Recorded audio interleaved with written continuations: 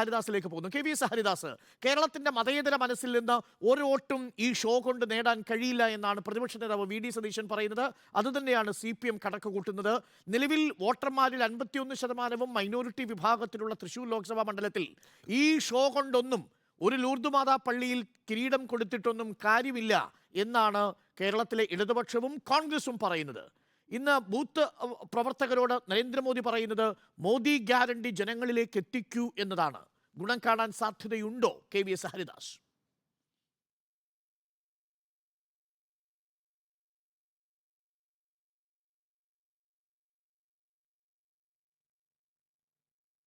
എല്ലാവരും ഞാൻ അതിലേക്കൊക്കെ വരാം. ഇന്ന് ഈ ചർച്ച തുടങ്ങുമ്പോൾ എൻ്റെ സുഹൃത്ത് അനിൽകുമാർ എന്തൊക്കെയാണ് ഇവിടെ വിളിച്ചു കൂവിയത്. സാധാരണ നിലയ്ക്ക് മാർക്സിസ്റ്റ് പാർട്ടിയിൽ നിന്ന് ചർച്ചയ്ക്ക് വരുന്നതിൽ ഞാൻ മുമ്പും തുറന്നു പറഞ്ഞിട്ടുണ്ട്. കുറച്ച് പഠിക്കുകയും ഗൃഹപാഠം നടത്തുകയും മാന്യമായിട്ട് വിഷയങ്ങളെ അഭിസംബോധന ചെയ്യുകയും ചെയ്യുന്ന ശീലമുള്ള ആളാണ് അനിൽകുമാർ. ഇന്ന് പ്രധാനമന്ത്രിയെക്കുറിച്ചും അദ്ദേഹം കേരളത്തിൽ നടത്തിയ സന്ദർശനത്തെക്കുറിച്ചും എത്ര മാത്രം തരംതാണ നിലയ്ക്കാണ് അദ്ദേഹം സംസാരിച്ചത്. എനിക്ക് അദ്ദേഹത്തിനോട് സഹതാപമേ ഉള്ളൂ. മാർക്സിസ്റ്റ് പാർട്ടിയുടെ മനസ്സിലുള്ള ആശങ്കയും എന്താ പറയുക, ഒരു വല്ലാത്ത അവസ്ഥയുമാണ് അതിലൂടെ പുറത്തു വരുന്നത്. അദ്ദേഹം ഉദ്ധരിച്ചത് വൈക്കം സത്യാഗ്രഹത്തെയും ഗുരുവായൂർ സത്യാഗ്രഹത്തെയാണ്. ഡോക്ടർ അരുൺ കുറേ നാള് പൊളിറ്റിക്കൽ സയൻസ് പഠിപ്പിച്ചിട്ടുള്ള ആളല്ലേ. കേരളത്തിന്റെ ചരിത്രം നിങ്ങളും കുറച്ച് മനസ്സിലാക്കിയിട്ടുണ്ടാവും. ഈ AKGയുടെ ആത്മകഥയെങ്കിലും അനിൽകുമാർ വായിച്ചു നോക്കട്ടെ. ഗുരുവായൂർ സത്യാഗ്രഹം നടക്കുന്ന സമയത്ത് കേളപ്പജിയായിരുന്നു അതിൻ്റെ നേതാവ്. AKG ഉണ്ടായിരുന്നു. അങ്ങനെ പലരും ഉണ്ടായിരുന്നു അവിടെ. സുബ്രഹ്മണ്യം തിരുമുമ്പ് ഉൾപ്പെടെയുള്ള ആൾക്കാരുണ്ട്. അവരൊക്കെ അന്ന് കോൺഗ്രസ്സുകാരാ, കമ്മ്യൂണിസ്റ്റുകാരൊന്നുമല്ല. വൈക്കം സത്യാഗ്രഹം നടക്കുന്ന കാലത്തും ഇവരൊക്കെ ഉണ്ടെങ്കിൽ ഗുരുദേവൻ ഉൾപ്പെടെ ഉണ്ട്, TK മാധവൻ ഉൾപ്പെടെ ഉണ്ട്. അന്നൊരൊറ്റ കമ്മ്യൂണിസ്റ്റുകാരനും ഇല്ല കേരളത്തിൽ. എന്നിട്ട് ഈ കേരളത്തിൽ നടക്കുന്ന സാമൂഹ്യ വിപ്ലവത്തിന്റെ അല്ലെങ്കിൽ സാമൂഹ്യ പരിവർത്തനത്തിന്റെ ഉടയോനാവാനായിട്ട് നാണാവൂലേ കമ്മ്യൂണിസ്റ്റുകാർക്ക്? ഏത് കമ്മ്യൂണിസ്റ്റുകാരനാ ഉള്ളേ ഗുരുവായൂർ സത്യാഗ്രഹം എന്ന് പറഞ്ഞ EMSന്റെ ആത്മഹത്യ? അന്ന് EMS പറയുന്നുണ്ട്, AKG പറയുന്നുണ്ട്, ചരിത്രം പഠിക്കൂ നിങ്ങളാദ്യം, എന്നിട്ട് അവകാശവാദങ്ങൾ ഉന്നയിച്ചാൽ മതി. നാണക്കേട് അനിൽകുമാറെ ഇത്തരമുള്ള വാദഗതികളുമായിട്ട് പൊതുരംഗത്ത് വരുന്നത്. നിങ്ങളെ പോലുള്ളവരിൽ നിന്ന് അതൊന്നും ഞങ്ങൾ പ്രതീക്ഷിക്കുന്നില്ല. അത്ര എനിക്ക് ആമുഖമായിട്ട് നിങ്ങളോട് സൂചിപ്പിക്കാനുള്ളൂ. രണ്ടാമത്തെ ഒരു പ്രശ്നം, മോഡിജിയുടെ 3ാമത്തെ വിസിറ്റാണ്. ഒരു നിമിഷം അങ്ങ് നേരത്തെ ആദ്യം കൊച്ചിയിൽ വന്നു യുവ പരിപാടി സൂചിപ്പിച്ചൊരു വിഷയം വളരെ പ്രധാനപ്പെട്ടതാണ്.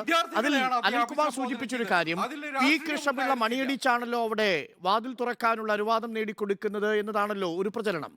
ഈ ഹിന്ദു മഹാസഭയുടെയോ അന്ന് 1925 രൂപീകരിച്ച RSSന്റെയോ ഏതെങ്കിലും നേതാക്കൾ ഗുരുവായൂർ സത്യാഗ്രഹത്തിൽ പങ്കെടുത്തിരുന്നോ KVS ഹരിദാസ്?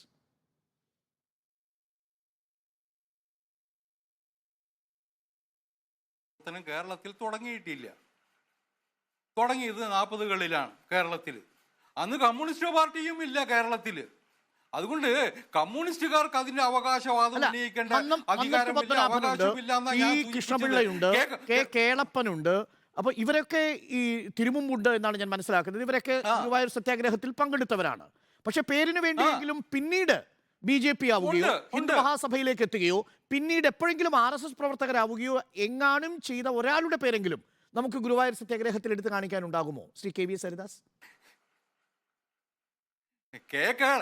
കേളപ്പജി ക്ഷേത്ര സംരക്ഷണ സമിതിയുടെ അധ്യക്ഷനായില്ലേ? പിന്നീട് ക്ഷേത്ര സംരക്ഷണ സമിതിയുടെ സ്ഥാപക നേതാവാണ് കേളപ്പൻ. ആരാധ്യനായ നേതാവല്ല. ഞാൻ ചോദിക്കണേ, അല്ലല്ല പറഞ്ഞ കേൾക്കുവാരുണേ, കേരളത്തിലെ ഒരു സംഘപരിവാർ പ്രസ്ഥാനങ്ങളിൽപ്പെട്ട ഒന്നാണ് ക്ഷേത്ര സംരക്ഷണ സമിതി. അതിൻ്റെ സ്ഥാപക നേതാവാണ് അദ്ദേഹം. അദ്ദേഹത്തിൻ്റെ ഫോട്ടോ വച്ചിട്ടാണ് സമിതിയുടെ എല്ലാ യോഗങ്ങളും നടക്കുന്നത് ഇന്നും. അതുകൊണ്ട് നിങ്ങൾ അതൊന്നും ഉന്നയിക്കണ്ട.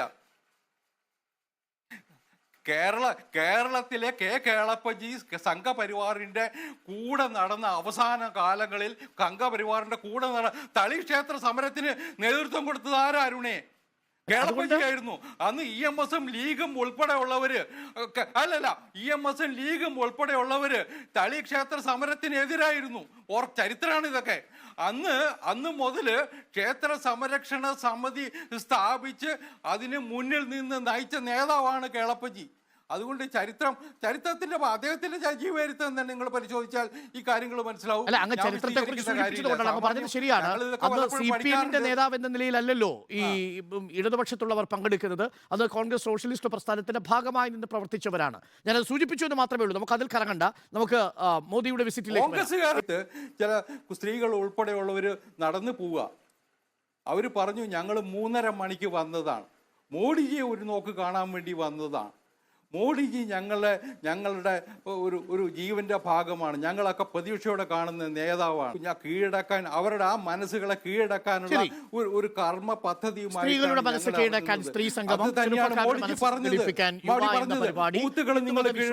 മനസ്സ് കീഴടക്കാൻ തൃപ്രയാറടക്കമുള്ള 4 അമ്പല ക്ഷേത്രങ്ങളുമായി ബന്ധപ്പെട്ടും ഗുരുവായൂരിലെ ക്ഷേത്ര പരിസരത്തും ഒക്കെ നരേന്ദ്രമോദി എത്തുന്നു. പക്ഷേ 88 മൃതദേഹങ്ങൾ കാത്തിരിക്കുന്ന മണിപ്പൂരിലേക്ക് എന്തുകൊണ്ട് പ്രധാനമന്ത്രി എത്തുന്നില്ല? അനിൽകുമാറിന്റെ ഒരു ചോദ്യം അതായിരുന്നു. കല്യാണം കൂടാൻ സമയമുണ്ട്, പക്ഷേ മണിപ്പൂരിൽ അടിയന്തരം കൂടാൻ സമയമില്ല. അതെന്തായിരിക്കും കാരണം? KVS ഹരിദാസ്. അരുണിന്റെ രാഷ്ട്രീയം അവിടെ ഇരിക്കട്ടെ, അനിൽകുമാറിന്റെ രാഷ്ട്രീയം അവിടെ ഇരിക്കട്ടെ. മണിപ്പൂർ ഇന്ന് സാധാരണ നിലയിലാണ്. അവിടുത്തെ പ്രശ്നങ്ങൾ പരിഹരിക്കാൻ സുപ്രീം കോടതി തന്നെ നേരിട്ട് ഇടപെട്ടു. സുപ്രീം കോടതി നിശ്ചയിച്ച പല കാര്യങ്ങൾ അവിടെ നടന്നിട്ടുണ്ട്. ഗവൺമെന്റ് മാത്രമല്ല, സുപ്രീം കോടതി നിശ്ചയിച്ച ഉന്നതതല സമിതിയുടെ മാർഗദർശനം അനുസരിച്ചാണ് അവിടെ കാര്യങ്ങൾ നടക്കുന്നത് മുഴുവൻ. ഇത്തരം കാര്യങ്ങളിൽ ഈ കലാപത്തിന് ശേഷമുണ്ടായ സാഹചര്യങ്ങൾ അതാണ്. അത് അവിടെ കമ്മീഷ 2-3 തവണ സന്ദർശിക്കുകയുണ്ടായിട്ടുണ്ട്. എല്ലാവരും അവിടെ എത്തിയിട്ടുണ്ട്. നിങ്ങൾക്ക് മണിപ്പൂരിനെ കുറിച്ച് വല്ലാത്ത ആശങ്ക ഉണ്ടാകുന്നുണ്ടെന്ന് എനിക്കറിയാം. കേരളത്തിൽ മാത്രമേ ഉള്ളൂ അത്. കേരളത്തിന് പുറത്തേക്ക് പോയാൽ ഇതൊന്നും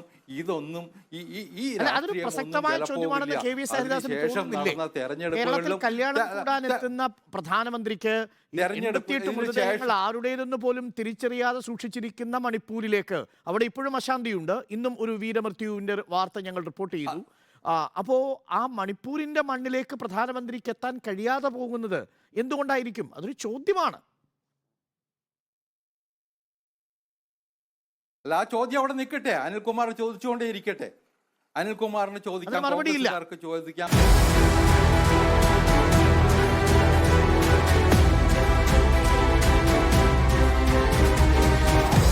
Debate with Arun Kumar.